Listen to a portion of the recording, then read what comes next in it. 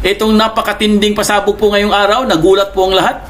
Dahil nagsalita na po, no? Umami na po mga kaibigan, ang itong asawa ni late Paulo Tantoco po. Nagsalita na po siya, guys. Ito po, basahin po natin sa isang balita po, no? Ayan, no? LA Police Initial Report, Tantoco. Ayan, no? Nagpulboronic pala, tsaka nag-Mary Jane pala bago siya binawian ng buhay. Pero ito ang matindi dyan, mga kaibigan. Ito ang matindi. Ito, basahin po natin, no? Ang nakalagay po dito sa balita, guys, sa Billionario.com, Rustans, Her Paulo Tantoco took, kumbaga, nagpulburon daw sila, nag-Mary Jane daw sila, bago daw siya pumanaw. According to a preliminary report by the Los Angeles Police. O, ito ha, police report po ito ha. Galing po ito sa Los Angeles, baka sabihin na naman, fake news. Based on the official report obtained by Billionario.com, Paulo and his wife. Ha? Paulo and his wife, mga kaibigan ha. Deputy Social Secretary Dina Arroyo had been in the US since early March to visit family. They checked into the Beverly Hills Hilton Hotel on March 3, where according to Dina, the couple had been using, okay, ulitin ko ha, according to Dina, the couple have been using pulburon, cannabis, at alcohol. So, nagpulburon sila, nag-cannabis pa sila. Alam niyo ibig sabihin cannabis, di ba? At nag-inom pa sila ng alcohol. Grabe, 3. Pinagsabay-sabay siguro nila, mga kaibigan, no?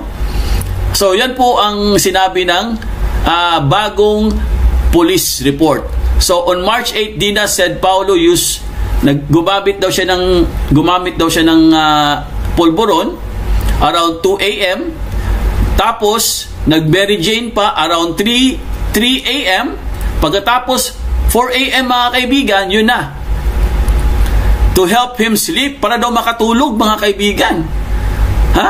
Kaya daw siya tumira ng pulburon tsaka Mary Jane at uminom pa ng alak para daw siya makatulog. So ibig pa sabihin, guys, gumagamit na talaga siya. Kasi ang sabi, hindi daw siya gumagamit eh. Ngayon gumagamit na siya kasi umami na yung asawa. Oh. So, she believes he woke up around 11 a.m. and had gone into the bathroom. Rina told investigators that she cannot confirm or deny whether he used, kung gumamit ba siya ng droga again while in the bathroom. So, ibig sabihin, guys, ang sinabi po dito ni Dina, guys, sa investigators, hindi daw siya sigurado kung ito daw si Paulo ay gumagamit pa ng ipinagbabawal ng gamot habang nasa loob ng banyo. So, when Paulo came out, nung lumabas na daw siya, he looked pale and sweaty. So, ibig sabihin, guys, paglabas daw ni Paulo sa banyo, iyon na, pale. O, ano pa sa Tagalog ang pale? Namumutla. At pawis na pawis, sweaty. No? Sobrang pawis. Buong katawan siguro yan. He said he didn't feel well. Oh, siyempre, sino pong hindi mag-feel well doon? Eh, tatlo ang tinira nyo eh. Sabay-sabay yung tinira eh. So, Dina said, moments later, he collapsed in front of her. Ayun. Nag-collapse daw siya, mga kaibigan, sa harap daw ng kanyang asawa na si Dina. So, she called the hotel front desk. Tumawag pala siya, oh. She called the hotel front desk to help where the staff tried to revive him. So, iba namang kwento dito. Iba naman ang kwento dito, mga kaibigan. She called the hotel front desk for help where the staff tried to revive him. Followed by police paramedics. Despite being given Narcan or the CPR, no? Paulo was declared dead at 12:05 p.m. So, hindi ko maintindihan, medyo malabo po ang kwento, dahil ang pinakaunang kwento po, mga kaibigan, hindi po sila tumawag ng any medical assistance. Wala pong sinabi sa unang report o sa unang mga nabalitaan natin. Diba? Natatandaan nyo yun, ha? Wala pong tumawag, no? Wala pong tumawag ng mga medical or 911. Yan ang unang balita natin. Pero dito, She called the hotel front desk daw to help where the staff tried to revive him. So ang staff daw ng hotel ang nag-revive sa kanya. Followed by police and paramedics. Despite being given Narcan or the CPR, Paulo was declared dead at 12:05 p.m. Ang gulo, ang gulo. There was reported recent drug use. Toxicology testing shows that the presence of pulboronic metabolites, the stimulant cocaine, can cause adverse cardiovascular, central nervous system, and metabolic effects leading to death. Ibig sabihin daw guys, pag gumamit ka daw ng pulburon ay magkakaroon ka daw ng cardiovascular, no? Adverse, kumbaga adverse effect. Pati yung brain mo maapektuhan. Kaya pala, no? Kaya pala si Bangag, no? So, given the circumstance and family history, there is probable, atherosclerotic cardiovascular disease. So, meron na pala siyang sakit. Yan, no? According po sa family history. Meron na pala silang, kumbaga, may history po sa cardiovascular disease due to pulboronic use. O, ibig sabihin, gumagamit nga siya. Ayan o, due to pulboronic use, manner of death is accident. According to the summary and option narrative signed by the LA County Medical Examiner on July 9, the police also found several plastic baggies with unknown white powder in a nightstand drawer. On top of the nightstand, they found a small round canister with half and an unknown may blue pill pa. Ano ba ibig sabihin ng blue pill? 2 hubs of unknown white pills in a red gummy substance. Ang dami naman nilang ginagamit. Di ba? Ang dami nilang ginagamit. Grabe, meron pang blue pill, meron pang white pill, tapos meron pang unknown, tapos may gummy pa. So ito na po mga kaibigan, ipapakita na po natin guys, no? Itong County Los Angeles Department Medical Examiner. Ito na po yung bago ha. Baka sabihin na naman nila, no? Oh, baka sabihan tayo fake news. Ito, galing po ito sa bilyonaryo, hindi po ito galing sa akin ha. Ito po mga kaibigan, ipakita po natin guys yung pinaka medical examiner po. Galing daw ito sa LA. Okay? Para sigurado po tayo. Ito po mga kaibigan, wait lang ha. Ayan po oh. Ito yung ito yung pinaka autopsy niya guys. Nakikita nyo ba mga kaibigan? Klaro ba guys? Klaro ba dyan sa screen nyo? Yung autopsy? Oh. Yan daw yung autopsy mga kaibigan. Oh. Kita nyo? Ayan po. Oh, ito naman yung pinaka niya. Ipakita ko sa inyo para meron po tayong meron po tayong source. Yan yung autopsy niya. Tapos ito yung pinaka, wait lang ha. Ito po oh. Ayan, lakihan natin para makita ninyo. Ayan po oh. County of Los Angeles Department of Medical Examiner. Yan po yung pinaka pinaka document niya. Ayan oh. Investigative Summary Report. Ito yung Investigative Summary Report po, mga kaibigan. Ayan. Kita nyo naman, di ba? Ayan o. May logo yan. So, ayan. Pakita natin. Ayan o. Mission Road, Los Angeles, California. Investigative Summary Report. Natural Accident. Ay, nakalagay dito lahat o. Kompleto yan o. Okay, so meron pang isa dito para makompleto po natin yung documents natin, no? Ipakita po natin. Kailangan po natin ipakita lahat. Alam nyo na.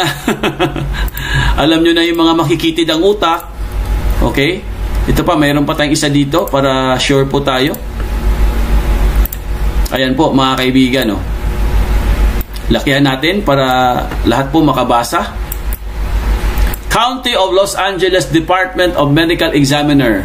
That investigation summary. Ayan. Case number 2025-04-377. Name, Paulo. Tantoco Juan Paulo, no? Ano ba? Oh, tama. Paulo. Juan Paulo Vargas. Ayan. Ayan, place of injury, Wilshire Boulevard. Ayan, 504 Beverly Hills, California. County, Los Angeles. Pronounced date time 12 p.m. Deputy Examiner. Kompleto yan, Ito na yung cause of niya. Ito na yung cause of death niya, mga kaibigan. Basahin po natin, guys, ha. Wait lang, ha. Tingnan natin. Ito na yung cause niya. Lakihan natin para para makita nyo. Ayan po.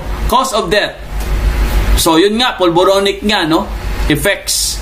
Other significant conditions, probable, ito na po yung cardiovascular disease. Tapos, ang nakalagay dito, accident, Manner of death is accident. Tapos, how injury occurred, yun nga, yung pulboronic use po, mga kaibigan.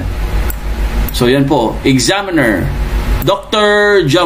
Jaborian Rafi, Senior Deputy Medical Examiner. Ayan, please call. Ayan, kompleto po yan, ha. Pinakita po sa inyo, guys, para sigurado po tayo. Baka sabihin na naman nila. Baka bukas, sabihin na naman na fake news yung lumabas. Okay? So, marami po tayong tanong dito, mga kaibigan. Ha? Marami po tayong tanong dito. Bakit bigla po itong lumabas? Ibig ba sabihin, tapos na po ang investigation? Okay, ito na po, guys. Ito na po ang sinabi ng source. Makinig po kayong mabuti, ha? So, ang tanong po ng source, unang tanong po ng source, mga kaibigan, bakit daw may ibang version? Okay? Bakit daw may ibang version na police report? Kasi ibang version to, Tama ba ako, guys? Kasi yung unang version, walang walang Mary Jane. At walang alak. At walang sinasabi na umamin po ang asawa na silang dalawa pala ay gumagamit. Di ba? Walang ganon sa unang report? Tama ba ako? Mali. Baka mali tayo, ha? Paki-correct lang po tayo, guys, ha? Correct me if I'm wrong. Pero ang alam ko, bagong report po ito. I-compare mo sa unang report, medyo kulang. Di ba? Ngayon, medyo kumpleto na. Kasi po, meron pong kasama na po ang kanyang asawa at umamin na po, mga kaibigan. So, ang tanong na lang po dito natin, guys, ano talaga ang katotohanan dito? Ano po ang tamang report? Di ba?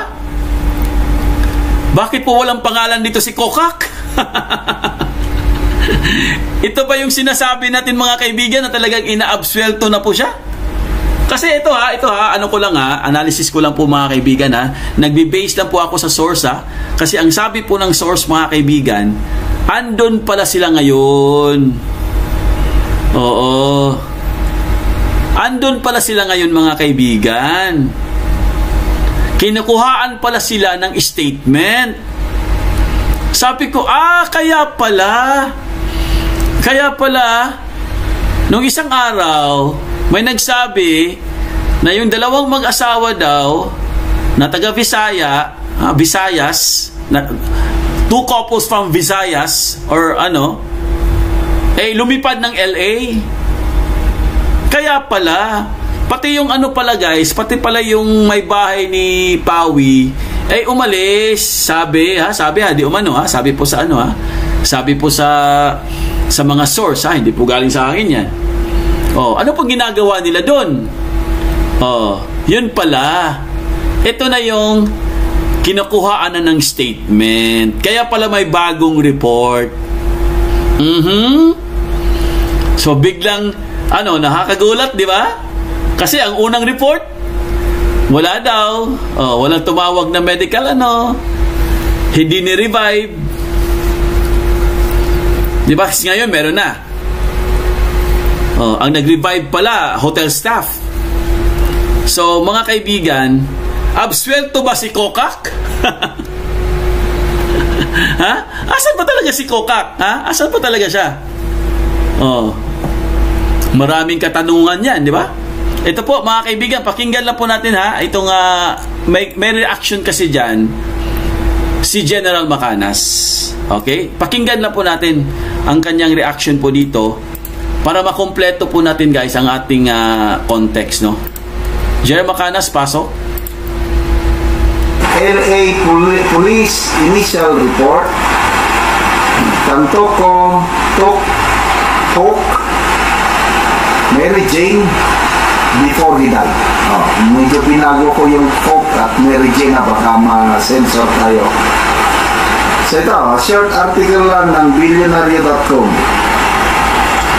Sabi dito, Rustan's heir, Paulo Tantoco, took Coke and Mary Jane before his death, according to preliminary police report by the Los Angeles Report. Kaya, salamat kay Senator Amy Marcos na nanawagan sa Malacanang na magsagit sila ng report, magsabi ng katotohanan. Ganun lang yun. So, iimbestigahan ba ito sa Senado?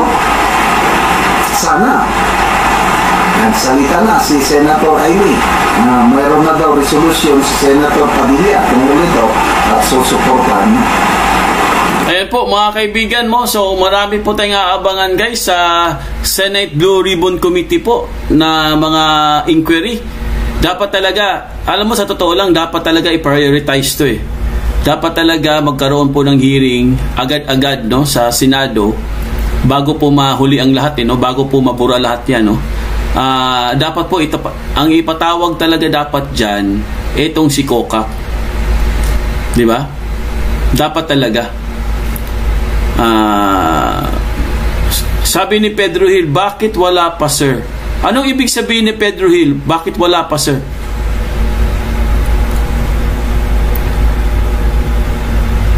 Ano po yun Pedro Hill? Bakit wala pa sir? Akala ko nawala tayo eh. So marami po tayong aabangan no? Sa mga susunod po na mga araw. Dahil after po ng SONA, kung may SONA man, akala ko ba may live? Anong ibig sabihin ni Pedro Hill? Akala daw niya may live. Ha? Hindi mo ba ako nakikita Pedro Hill?